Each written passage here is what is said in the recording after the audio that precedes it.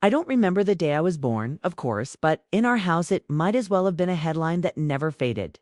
My father, Daniel Quinn, had a way of holding on to dates like trophies and grudges like heirlooms.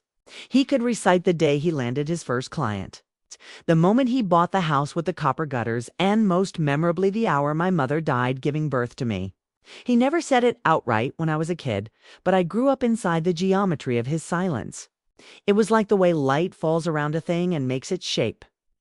Only what it framed wasn't a present body, but an absence one I was supposed to apologize for every time. I passed by his study door. Shoes off on the runner, he'd call. "You're scuffing the hardwood." "I'm not," I'd mumble, knowing it didn't matter. "Don't argue, Mara." He called me Mara the way someone says the word receipt, proof of a transaction he resented. When I was 11, he married Sienna. She had a laugh like ice-hitting glass and a wardrobe that came in shades of slate and beige. A woman who could smile without moving her eyes. She used to set down a plate and say, "Eat, darling," like a queen allowing a court jester to take crumbs from her table. She brought with her a daughter, Piper, a year younger than me, and 100 tiny house rules that felt like new locks. Coasters for every glass. A ban on spaghetti sauce because red splatter breaks the eye line. And a rotating chore wheel that somehow always spun to my name. Piper learned quickly. She took to Sienna's world like a swan to a lake pretty and practiced. "Mara, can you iron my dress for the choir recital?" she'd ask, folding her hands as if the asking was a courtesy, not a directive. "I've got homework. I'll tell Mom you said no." And there it was. The assumption that I, by virtue of being the original sin in this house, was the easy yes for everybody else. I used to imagine my mother, Ruth Quinn, in the quiet places where the house breathed, the window seat in the front room where the old oak stretched its limbs, the thin pantry where spices went dull, the half landing that creaked like a hinge. Aunt Lelam, my mother's younger sister, filled in the blank spaces with photographs and stories. She visited nearly every Sunday with grocery store roses and a Tupperware full of something she called my famous lemon bars. Though the fame was family-sized. She had a habit of fixing one strand of hair behind my ear and saying, "You have Ruth's mouth." When she smiled, it was like the room finally exhaled. Father would stay in his study on Sundays, the door closed. The glass of something amber balanced on a coaster, monogrammed with his initials. I'd sit on the steps with Aunt Leela and we'd whisper like conspirators. "Your mom used to sneak cake batter when they weren't looking at the bakery," Lila would say, eyes shining with a mischief the house tried to smother. "She said life is already baked long before you put it in the oven, so take your sweetness in spoonfuls when you can." What did Dad say when she said things like that? Aunt Leela's face would tilt, considering. Dan wanted plans, schedules. Your mother wanted Sunday afternoons that stretched. They loved each other, she'd add, seeing the question on my face. But they loved in different directions. And I would nod, thinking I am their intersection. Maybe that's why it hurts. By the time I turned 16, I had mastered the art of smallness. I moved around corners and along edges, folded the towels just so. And learned the distances of people's tempers, the way sailors learn wind. At school, I was invisible in a way that felt oddly protective. I kept my hair in a braid and my head in a book. And when teachers asked if everything was okay at home, I smiled with the practiced accuracy of a forged signature. "Fine," I'd say. "Just busy." Underneath, a slow anger knitted itself into something warm and private. It didn't look like Sienna's pretty anger or my father's hard-edged silence. Mine was quieter, like the heat that stays in a skillet long after the flame goes out. I kept it there. Useful for later, I told myself, though I didn't know what later meant or what it would need me to be. We lived in a town where people knew the price of each other's kitchens and the net worths disguised as lawn services. At Christmas, Sienna put a wreath on the door that looked like it cost more than our dishwasher, and our neighbor, Mrs. Abrams, would stand in the street and say things like, "Stunning, Sienna." Simply stunning, before turning to me and adding, "How's school, dear?" without waiting for the answer. Piper collected friends the way some people collect sunglasses, stacked, glossy, interchangeable. When she wasn't angling for a ride or a favor, She was cataloging opinions she could quote later. It's not that I don't like Mara, I overheard her say once. It's just she's intense. The word rolled off her tongue like a diagnosis. The girls around her nodded. That mirrored empathy that isn't empathy at all. The night before my 17th birthday, I lay awake counting the ways I'd make my life different. I'll apply for the scholarship, I whispered into the dark. I'll work weekends at the bookstore. I'll get out. The house, as if listening, groaned and settled. Our lives make noises when we think we're alone. I found the scholarship online the way you find a gold coin in raked sand. It was for first-generation college students with demonstrated resilience, words that were both invitation and dare. I wrote the essay in the quiet hours. The screen's light the only warmth. And I told the truth the way you take a splinter out. I wrote about my mother's absence like a room you keep trying to enter and my father's presence like a door you keep closing.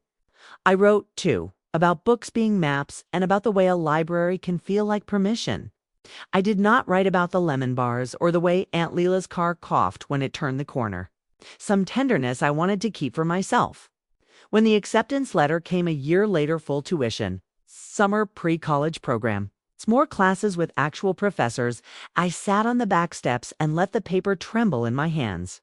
This is the door. This is the door. This is the door. I wanted to run to my father and tell him to say, look, I did it, like a kid with a drawing and paint under her nails. But something in me knew better. I took it to Aunt Leila first. She read it 3 times, tears laddering down her cheeks. Ruth, she whispered to the ceiling, to the stairs, to the air between us. Baby, look at your girl. Then she pulled me into a hug that smelled like detergent and rain. We're going to do this right, she said. Practical again in the way only exceedingly kind people can be. We'll tell him Saturday morning when he's had coffee. You bring the letter. I'll bring the lemon bars. No one can say something cruel with powdered sugar on their lips. She was wrong about that, though we didn't know it yet. Saturday morning, my father stood in the kitchen measuring out coffee beans like he was dosing medicine. He wore the same watch he'd had since his first promotion, sleek, merciless. Sienna arranged eucalyptus in a glass vase like she was trying to make the air smell more expensive. We have great news, Aunt Leila announced, bright as a lamp. Mara, show him. My hand shook as I slid the letter across the counter. He read it. His jaw twitched. He set it down like it weighed too much. Full tuition, he said finally. Yes, I said. And the summer bridge program, who's paying for the summer? The program covers it. Dan, Lila cut in.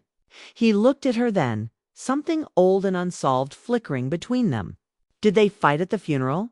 Was there something I never knew? Congratulations, he said, voice neutral as lukewarm water. It's a solid school. Sienna pressed her fingertips together. It's far, she said gently, and city living is not simple. I can handle it. Piper, perched at the island with a bowl of yogurt she'd made a point to call Greek, looked up at me with bored interest. Congrats, she said like a question. When do you leave? The summer, I said. My father turned to rinse his cup. We'll have to talk logistics, he said over the sink, as if talk was neutral and logistics were not a blade. He dried his hands carefully, one finger at a time. But yes, congratulations. I should have been happy, and I was, in a way that kept slipping out of my grasp like a bar of soap. Later, in my room, I folded the letter back into its envelope and put it in the shoebox where I kept the few valuables of my life. A picture of my mother in an oversized sweater, a charm bracelet with one missing link, a napkin on which Aunt Lila had written, in her sloping hand, take your sweetness in spoonfuls. When you grow up in a house like mine, you notice small irregularities the way a sailor notices wind shifts. Around late spring, something changed. My father took more calls in his study with the door closed. Sienna's eyes were always scanning, counting, assessing. Piper's friends came less, or maybe they just came when I wasn't home. I had started volunteering at the library 2 nights a week and staying late to breathe in the quiet. Once, coming back early, I caught Sienna slipping a manila folder into the bottom drawer of the sideboard in the dining room. She didn't see me. Her mouth was pursed. the expression of a person hiding a dandelion in a field of peonies. Curiosity is not a virtue in houses like ours. It's a misdemeanor. Even so, a week later, when no one was home, I opened the bottom drawer. Under a stack of placemats that never got used, I found the folder. Inside, a letter on a law firm's letterhead, the kind they use in movies when someone rich has done something wrong. It wasn't addressed to Sienna. It was addressed to my father from a firm I didn't know. And the subject line said something like, Estate Provisions Confidential. I remember the word trust, and I remember the phrase terms to be executed upon the 18th birthday of Mara Quinn. A name. In that typeface, my first thought was not a triumph or fear. It was a strange, raw grief, like being seen by a mirror you didn't know was in the room. There was a plan for me. All this time. I read the first paragraph and a half, enough to know it wasn't small, enough to know I was trespassing, and then I put the letter back exactly as I'd found it. I closed the drawer, my heart going kaboom kaboom in a way that felt theatrical and undeniable. That night at dinner, I tried to look at my father and see nothing but his face. But the words had built a fence between us.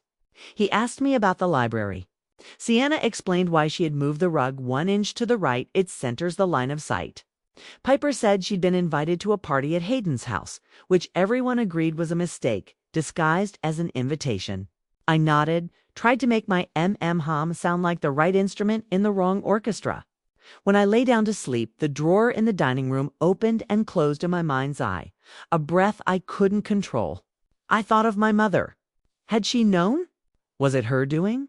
Had she given me, through some notary's stamp, what she couldn't give me in person permission, protection, the shape of a future? The thoughts wore grooves in my skull until I fell asleep from sheer friction. My 18th birthday took shape like a stage set, piece by reluctant piece. Sienna insisted on a tasteful gathering, words that, in her mouth, meant catered canapes, linen napkins that felt like starched apologies, and a guest list full of people who'd say we're so proud with eyes that asked, what's our return on investment? She planned it the way generals plan sieges. No balloons, she told the party planner on the phone. I want clean lines. Simple florals. She's not a child. Aunt Leela asked what I wanted. I told her a chocolate cake with too much frosting. She laughed and said she'd bring 2. The week before, I watched my father watching me. He was distracted enough to bump his hip on the edge of the counter, something he'd never do. He avoided the dining room sideboard. He went for runs at dusk like he was being chased by something old. And came back in, breathless and sharp, as if he'd outpaced it for one more day. On Wednesday, I came home to find him sitting at the kitchen table with a pen between his fingers. An unopened letter by his elbow, the same letter I'd seen in the drawer, or one like it. He looked up, and his face rearranged itself into something official. Homework. He asked. Some, I said. And a shift at the library. He nodded, as if approving a file. Good. I poured myself water slowly so I wouldn't spill. Dad? I asked, surprising myself. You okay? He blinked like someone had turned on a light. Yes, he said. Fine. Then, as if he needed to confirm with the universe, he added, everything's fine. Everything was moving, but not like a tide. Like a train you can only hear coming through the landscape of your life. The day before the party, Sienna stood in the kitchen instructing a caterer about crostine. If there's even a hint of sogginess, she warned, I'll know. The caterer, a man with weary eyes and steady hands, nodded the way only professionals and very patient saints nod. Piper practiced a song for the party, just for fun. She said with fake humility, her voice airy and pretty and all in the head. Nothing from the gut. She kept peeking at me between verses, gauging my reaction like it was a grade. It's nice, I said, and it was. Niceness is a true thing that can still bruise. In the quiet moments. I started to pack. Not boxes I wouldn't give the house that kind of closure butt drawers, little by little. I folded my shirts like apologies and slid them into a suitcase I'd bought from the thrift store. Inside the lining, someone had hidden a note. You're going somewhere good, written in a stranger's hand. I kept running my thumb over the ink like it was a switch I could flip. The morning of my birthday arrived clean and cold. The house had that excited quiet of places that want to impress. The rental company had put up a tent in the yard, white and severe, like a judge's smile. Sienna flitted through rooms like a moth with a spreadsheet. "Stay presentable," she told me, handing over a dress in the shade she always called champagne, and I called no. "I have my own dress," I said, surprising us both. Sienna's smile didn't move her eyes. "Of course you do, darling. But wear this one?" I set it down on my bed like a truce I didn't sign. My phone buzzed. "Aunt Lila, you up?" "Yep," I wrote back. "Come over early." "Already in the car," she replied. "Got your cake. Frosting is a hazard, just like you asked." When she arrived, the house tried to reject her like incompatible blood. She wore her best dress, the navy one with white flowers, and shoes that had seen better sidewalks. She pulled me into the foyer and pressed her forehead to mine like we were making an oath. "Happy birthday, baby girl." "Thanks, Auntie." She leaned back, scanning my face. "You okay?" "I don't think the house likes birthdays." "The house doesn't get a vote," she said, fierce. People started to arrive then, the kinds of people who speak in compliments that sound like evaluations. "You look so grown up," one of Sienna's friends said. Which is a complicated thing to tell a person who learned adulthood like a second language. Another guest, Mrs. Abrams, wore a dress that wanted to be a curtain and said 18. What a milestone! College next. How exciting. "Do you know what you want to be?" "Free," I wanted to tell her. I want to be free. I changed into my own dress, a deep green one I'd saved for to spite Sienna's look. In the mirror, I saw my mother's mouth. I touched the curve of it and whispered, "Take your sweetness in spoonfuls." By noon, the yard was a geometry of small talk. Crastine, thankfully, were not soggy. Piper sang her airy song, and people clapped as if politeness could be currency. My father moved through the crowd with the automation of a server in a simulation. Shake hands, nod twice, smile, repeat.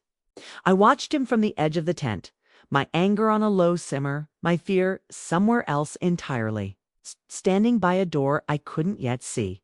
"Speech?" Sienna suggested to my father, the word dipped in a sweetness like syrup poured over a blade. He cleared his throat and tapped a spoon against a glass. "Thank you all for coming," he began. "We're here to celebrate my daughter, Mara." His eyes found me, then slid away. "She's grown into a young woman we're proud of." People awe Ed in a way that felt rehearsed. And, he added, "we look forward to what comes next." I felt a shiver run down the crowd. A small wind made of secrets.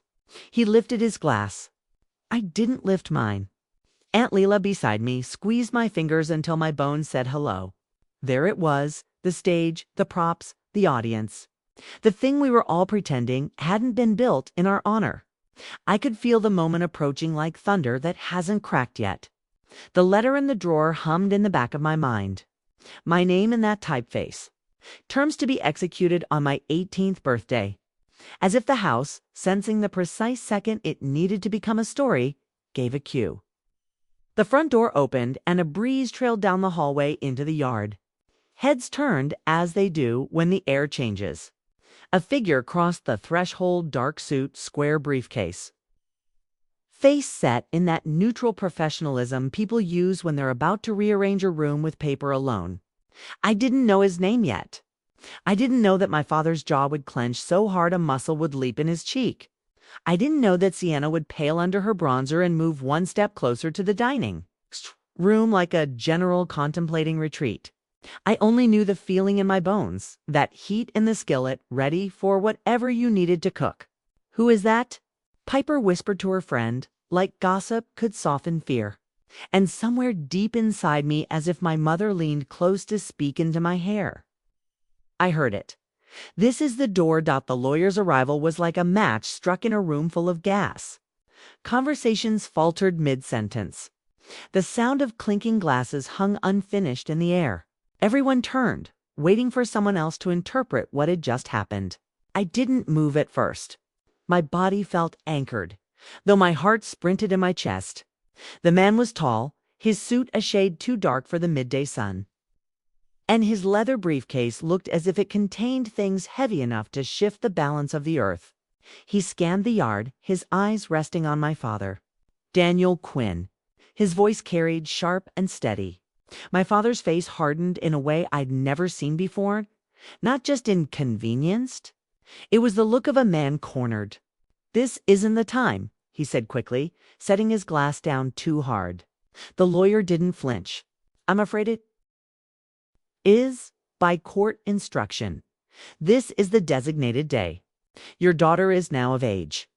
The terms are clear. Daughter, terms of age." My mind buzzed with static. The words from that hidden letter in the dining room clawed back into focus. Gasps rustled through the tent like wind in tall grass. Guests leaned forward, hungry for scandal, hungry for a glimpse behind the polished veneer of the Quinn household. Sienna recovered first, her social smile snapping back into place like armor. "Surely this can wait," she said, stepping toward the lawyer, her voice honeyed but sharp at the edges. "We're hosting a birthday celebration." The lawyer ignored her. His gaze was on me now. "Miss Quinn, I apologize for the interruption. But today marks your 18th birthday. Per the will of your late mother, Ruth Quinn, I am here to read the provisions set forth in your name." The sound of my mother's name spoken aloud, in this house, in front of all these people, hit me like a wave. I gripped the edge of the table beside me, trying not to sway. Aunt Lila's hand closed around mine under the tablecloth, grounding me. The crowd murmured louder. Words floated in the air. Will, inheritance, Ruth. Sienna's mask cracked just slightly. Her lips pressed into a thin line. Piper whispered, "What's going on?" And I caught the gleam in her eyes. It wasn't worry. It was excitement at the drama. My father cleared his throat, his voice sharp enough to cut glass. "This is inappropriate. We will handle this privately." But the lawyer simply opened his briefcase, pulling out a sealed envelope. "Mr. Quinn, I was instructed to deliver and read this document in the presence of your daughter upon her 18th birthday. If you wish to contest, you may do so legally after the reading. But the terms require her presence, and hers alone." All eyes shifted to me. Heat rose to my face. My birthday, already tense with the weight of unspoken things, had become a public trial. I wanted to run, to hide, but something inside whispered, "Stand still. This is yours." "Read it," Aunt Leela said suddenly, her voice trembling but fierce. "She deserves to hear it." The lawyer nodded, breaking the seal. The crisp sound of tearing paper felt louder than the chatter of birds outside. He unfolded the document carefully, as though it might crumble.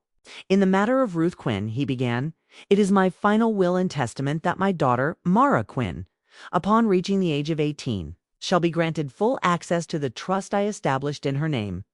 This includes the deed to the family lake house property, financial assets in the amount of the crowd collectively inhaled. Numbers followed large ones. Numbers that felt unreal, that felt like they belonged in movies about strangers, not in the story of my life." My knees went weak. I barely processed the details. All I could hear was the cadence of my mother's voice inside the words echoing through time. She had planned for me. She had left me something when all I thought I had was absence. But as all cracked open inside me, humiliation bled in with it. Because this moment, the most important revelation of my life, was happening not in quiet dignity, but in front of neighbors, family, friends, and classmates who looked at me now not with pity, but with calculation. I saw the way Mrs. Abrams whispered behind her hand. I heard Piper's friend giggle nervously. I caught the gleam of greed in Sienna's eyes as she processed the scope of what had just been revealed. And then my father spoke. "She doesn't deserve it." His voice was cold, venomous. Louder than he intended. Louder than the hum of gossip. The air snapped silent. "Daniel," Aunt Leela hissed, but he didn't stop. "She was a mistake from the beginning," he spat, his face twisted with bitterness. "Ruth's death was the price for her existence, and now she thinks she deserves to benefit from it. She has no idea what it cost, what it took from me." The words fell like stones, heavy and sharp. My chest tightened, my throat closing around the heat of shame. Guests shifted uncomfortably. Some avoided my eyes, others looked at me with pity that burned worse than scorn. Piper smirked, covering it quickly with a sip of her drink. I felt myself shrink, humiliated, exposed, as though every insecurity I had ever carried was now pinned to me like a sign. The birthday I had once dreamed might feel like freedom had become a public crucifixion. I wanted to scream, to lash out, but I couldn't move.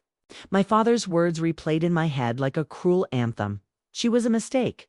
She was a mistake. And then the lawyer, calm and unwavering, continued. Regardless of Mr. Quinn's opinion, the terms are legally binding. The trust and properties are Mara Quinn's, effective immediately. The crowd erupted again, but I couldn't hear it. My face was hot, my hands trembling. Humiliation wrapped itself around me like chains. This was supposed to be the day I stepped into adulthood. Instead, it felt like my father had shoved me into the mud in front of everyone I knew, branding me as unwanted, unworthy. And yet, under that crushing shame, something else stirred. A spark, a flicker of the heat I'd kept buried all these years. Because for the first time, I realized my father's voice so dominant, so absolute, was no longer the only one that defined me. My mother's voice carried through that will, spoke louder. I didn't know it then, but this humiliation, this raw, public unraveling, was not the end. It was the turning point, when the lawyer's voice fell silent. The air in the tent was so thick it felt like it could smother me. Forks had stopped midway to mouths. Conversations had collapsed into silence. And all I could hear was the heavy thud of my own heart in my ears. I stood there, 18 years old, legally an adult, yet feeling like a child stripped bare in front of an audience. My father's words still echoed. She was a mistake. They were carved into me, raw and unrelenting. For a moment, I wanted the earth to open and swallow me whole. I wanted to vanish. But the lawyer didn't flinch. He adjusted his glasses, slid the will neatly back into its folder, and spoke again, his voice carrying the weight of inevitability. "There is more," he said. The collective gasp was almost theatrical. Sienna's head snapped toward him, her eyes narrowing. My father's jaw clenched so tight I thought his teeth might crack. Aunt Leela's hand tightened on mine, urging me to stand my ground. The lawyer cleared his throat and began to read the addendum. It was Ruth Quinn's express wish that her daughter, Mara, not only inherit financial assets but also be given access to documents pertaining to her estate, as well as letters written prior to her death. These materials are to be delivered on her 18th birthday and may be opened only by her. He lifted a sealed envelope, cream-colored, with my name written in familiar handwriting, soft. Looping letters I recognized from the only keepsakes of my mother I had ever known. My breath caught. Tears stung my eyes before I could stop them. My mother, she had written to me. I reached out with trembling hands, accepting the envelope like it was a fragile piece of her heart that had survived the fire of time. My father's face drained of color. "That's enough," he barked. "This circus has gone on long enough." But the lawyer didn't yield. He fixed my father with a look that brooked no argument. "Mr. Quinn, your late wife anticipated resistance. She specified that these documents were to be delivered publicly, for in front of witnesses, to ensure her wishes could not be contested quietly." The tension in the yard was electric. Neighbors and so-called family friends leaned in closer, hungry for the drama. But beneath their curiosity, I felt something deeper stirring. Pity for me, maybe, or shame for my father. I broke the seal of the envelope, my fingers trembling. Inside was a letter folded neatly. The sight of my mother's handwriting was almost too much. I pressed it to my lips for a moment before I could bear to unfold it. The words swam in front of me through tears. "My dearest Mara, if you are reading this, it means you are 18 now. I am sorry I could not be with you to celebrate this day. If love alone could have kept me alive, I would have stayed forever.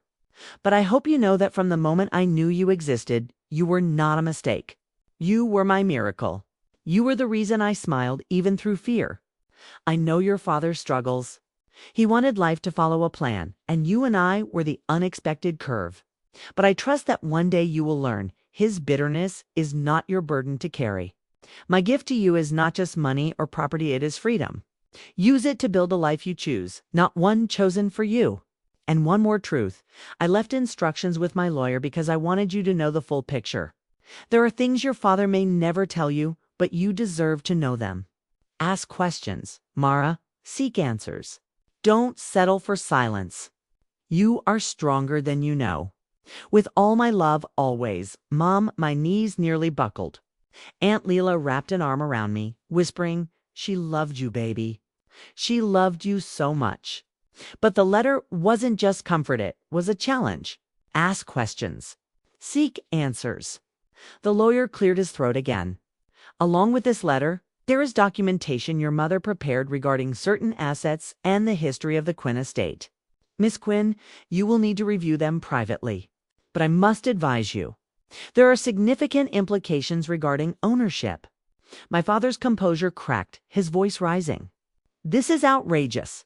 That woman, he stopped himself, realizing too late he'd spoken of my mother with venom in front of half the town. Gasps erupted. Mrs. Abrams's hand shot to her chest. That woman. Aunt Leela snapped, her voice shaking with fury. That woman was your wife. My sister. The mother of the child you've spent 18 years trying to erase. And thank God she had the foresight to protect Mara from you. Whispers exploded through the crowd. Sienna's face was pale, her hand clutching Piper's shoulder like she needed an anchor. Piper looked more entertained than horrified, though her smirk betraying the thrill of scandal. I unfolded my mother's words again, reading them over and over. And with each pass, the humiliation of earlier began to burn away, replaced by something else, resolve. She had known. She had seen this day coming. And she had armed me with the one weapon my father could never take away, the truth. But the lawyer wasn't done. One last provision, he said, his voice steady. In the event that Ruth Quinn's daughter, Mara, is belittled or denied her rightful place in this family, the trust stipulates that additional assets, including shares in Quinn, enterprises transferred directly to Mara without condition. The tent erupted into chaos. What? Sienna's voice cracked, her social mask shattered. That can't be. It can, the lawyer interrupted firmly. And it is. I felt my father's glare on me like heat. But for the first time in my life, I didn't cower. I met his eyes, letter trembling in my hand, my mother's words echoing inside me. You were my miracle. And in that moment, the twist became clear. My father's attempts to diminish me, to shame me in front of everyone, had triggered the very clause that handed me more power than he could have ever imagined. His cruelty had undone him. The crowd's whispers swelled into something like judgment. My father, once the man everyone admired, now stood exposed not as a grieving widower, but as a bitter man who had just declared his own daughter a mistake on her birthday. And me, I wasn't invisible anymore. I was the center of every eye, every whisper, every reckoning. I didn't know yet how far-reaching this revelation would be. But I knew one thing. My life had shifted. The humiliation was not the end, it was the spark. Justice was coming. The lawyer's final words still rang in the air. Shares in Quinn Enterprises transferred directly to Mara without condition. The tent erupted. Gasps, murmurs, whispers like wildfire. The neighbors who'd come for champagne and crostines suddenly found themselves front-row spectators to a scandal fit for tabloid headlines. I felt every pair of eyes darting between my father and me. The perfect facade of Daniel Quinn, the successful businessman. The polished widower, the respected pillar of our community, was unraveling. And I was holding the loose thread. For 18 years, I'd been made to feel small. For 18 years, I had folded my voice into the corners of the house, taught myself to be invisible, told myself I was lucky if he even acknowledged me.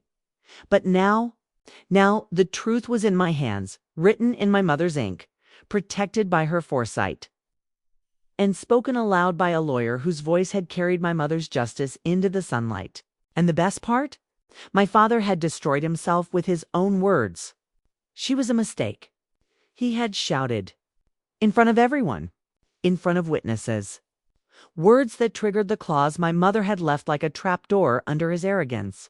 He looked at me now, his face flushed a dangerous red veins standing out in his neck. You don't understand what you've done, he hissed. You think this money, this company, this farce changes anything? You are nothing without me.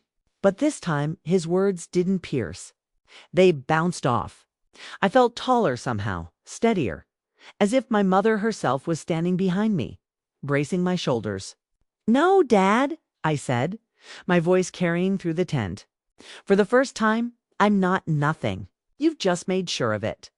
The crowd rippled with gasps. A woman in the back whispered, Did you hear that? A man muttered, Good for her. Sienna tried to intervene, her tone honeyed but cracking at the edges. Daniel, let's not make a scene. We can resolve this quietly. Quietly. Aunt Leela spat, stepping forward. After you let him humiliate her in front of everyone? After years of watching him treat her like she was unwanted? Her voice shook, but her words hit like stones. For the first time, people weren't looking at me with pity. They were looking at my father with disgust. I turned to the lawyer. Does this mean? I own part of Quinn Enterprises now. He nodded firmly. Correct? Effective immediately. You have voting rights, and your father is legally obligated to disclose all operations to you as a shareholder. The weight of it sank in. The company he had built his identity around, the empire he had used as a shield of power, was now tethered to me, and he knew it. You think you can run a company? He sneered. You don't know the first thing about responsibility, about hard work. You've been nothing but a burden your whole life. My hands trembled, but not from fear, from adrenaline, from fury I'd been bottling up for 18 years. A burden. The only burden here is your bitterness, your cruelty, your refusal to let me be more than the ghost of what you lost. Mom didn't die because of me. She died giving me life, and you've been punishing me for surviving ever since. Gasps again. Whispers. Someone clapped soft at first, then a little louder. I turned and saw Aunt Lila's eyes shining with tears. That's right, she whispered. My father's mask cracked, and for the first time I saw not power, not authority, but fear. I stepped closer, letter in hand. You want to know the real mistake? The mistake was underestimating me. The mistake was thinking you could erase me. But Mom made sure I'd have a voice louder than your silence, stronger than your control. And today, you proved her right. The lawyer cleared his throat. I should add for clarity that should Mr. Quinn attempt to interfere with Mara's inheritance or position within the company, legal action will follow. Mrs. Quinn was very specific. My father's hands balled into fists. He opened his mouth, but Sienna grabbed his arm. Daniel, she whispered sharply, stop. You'll ruin us. Us. His laugh was bitter, hollow. There is no us.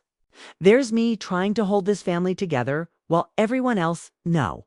I interrupted, my voice cutting through his. There's you, trying to hold your pride together while it crumbles. Silence. The crowd stared. Neighbors, colleagues, people who had always admired him now shifted uncomfortably, seeing him as I'd always seen him, small, angry, brittle. And then, in the most ironic twist of all, the humiliation he'd tried to paint on me slid back onto him. Because nothing destroys a man like Daniel Quinn more than public shame. Mrs. Abrams, who lived next door and never missed a chance to comment on our lives, turned to the guest beside her and said just loud enough for everyone to hear, Imagine calling your own daughter a mistake. Ruth would be rolling in her grave. The whispers grew, sharper now. No longer sympathy for me, but condemnation of him. My father realized it too late. He had lost not just the money, not just control of his company, but the image he'd spent years polishing. And me. For the first time, I didn't feel small. I didn't feel invisible. I felt powerful, vindicated. I lifted my glass, the one I hadn't touched all evening, and raised it. To Mom, I said, my voice steady. The only one who ever saw me as more than a mistake. Aunt Lila raised hers. Then Mrs. Abrams. Then others followed slowly at first, then all at once. Glasses lifted across the tent, a chorus of crystal and defiance. My father stood frozen, his face pale with fury, his empire of control collapsing around him. And in that moment, I understood something my mother had wanted me to know all along. Justice doesn't always come with grand gestures or perfect timing. Sometimes it comes in the form of truth revealed at the exact moment pride destroys itself. I met his glare one last time, and for the first time in my life, I wasn't afraid. When the last guest finally trickled out and the white rental tent sagged empty in the backyard, the house felt different. Quieter, but not in the familiar, suffocating way. It was the kind of quiet that comes after a storm when the air is charged, okay? And you can still smell the rain, but the sky is finally clear. I sat at the dining table, the lawyer's folder beside me, my mother's letter in my lap. The frosting from Aunt Leila's cake still clung to my fork, and for once, didn't feel guilty for enjoying sweetness in this house. Dad had retreated to his study, slamming the door hard enough to rattle the frames on the wall. Sienna had slithered upstairs, muttering about reputations and damage control. As if the collapse of her social ladder was more tragic than the years of cruelty I had endured. Piper had rolled her eyes, made a show of sighing, and announced she had plans before disappearing to her room, probably already drafting the story she'd feed to her friends. It was just me and Aunt Leila at the table, two survivors in a battlefield of broken egos. She reached across the table and took my hand, her thumb brushing over my knuckles. "Your mother would be so proud of you, Mara. The way you stood up for yourself today. It was everything she hoped for." I swallowed hard, my throat aching with the weight of it. I don't feel proud. I feel heavy, like I just carried something I wasn't sure I could. "That's what strength feels like sometimes," she said softly. "Not fire. Not noise. Just carrying it and not breaking." Her words wrapped around me like a blanket. I leaned back in my chair and unfolded Mom's letter again, letting my eyes linger on the loops of her handwriting. "You were my miracle." For so long, I'd lived under Dad's shadow, convinced I was a burden, a mistake, an accident that had cost him everything. But tonight, for the first time, I believed something different, that I was wanted, that I was planned for not by him, but by her. My mother had seen me. She had loved me. She had protected me even after death. And in that truth, I felt lighter.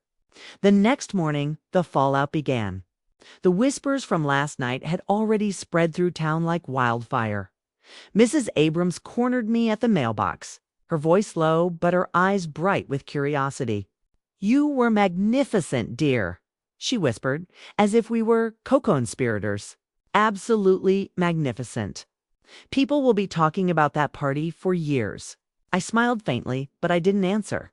For once, I didn't need to perform for the neighbors. When I walked back inside, Dad was waiting in the kitchen. His face was pale, his eyes bloodshot. The confident, immovable man I had known all my life looked smaller somehow. "You think this makes you powerful?" he asked, his voice hoarse. "You think you've won?" I met his eyes, steady. "It's not about winning, Dad. It's about finally being free from you." He flinched like I had struck him. But I didn't stop. "You called me a mistake. In front of everyone. You've been calling me that my whole life without words. And yet here I am. Stronger than you ever thought I'd be. Stronger than you even. Mom made sure of that." He opened his mouth, then closed it again. For once, he had no words. And the silence between us didn't feel like my prison anymore. It felt like his. I walked past him, out into the sunlit yard. The lawyer had said I now had rights within Quinn Enterprises, but the company wasn't what excited me. What thrilled me was the choice. For the first time, I had a future that wasn't dictated by his bitterness. College, independence, the lake house Mom left me. The chance to build a life that was mine, truly mine. That night, I sat at my desk and wrote in my journal, "I am not a mistake. I am my mother's miracle, and I will live in a way that honors that." I closed the book, placed Mom's letter carefully between its pages, and felt something I hadn't felt in 18 years. Peace. Looking back now, Weeks later, I realized that justice isn't always about revenge. Sometimes it's about truth breaking through the lies, about light seeping into the cracks of years of silence. My father lost his power that night, not because I screamed louder, but because he revealed his own cruelty in front of everyone. And me, I found my voice. If there's one lesson I carry, it's this. Never let someone else's bitterness define your worth. Sometimes the people who call you a mistake are the ones most afraid of being seen for what they are. I am not a mistake. I am not a burden. I am Ruth Quinn's daughter. And that is enough. And that was my story. Proof that sometimes the people who try to break you only end up exposing themselves. What do you think, was the justice enough? Or should the punishment have gone further? Let me know your thoughts in the comments below, because I read every single one of them. If you felt that rush of satisfaction at the ending, don't forget to hit that like button. It really helps the channel grow and brings more stories like this to you. And if you're new here, make sure to subscribe and turn on the notification bell, because I've got plenty more stories of family betrayal, shocking twists, and sweet revenge coming your way. Thank you for watching. And remember, sometimes the best revenge is simply living free.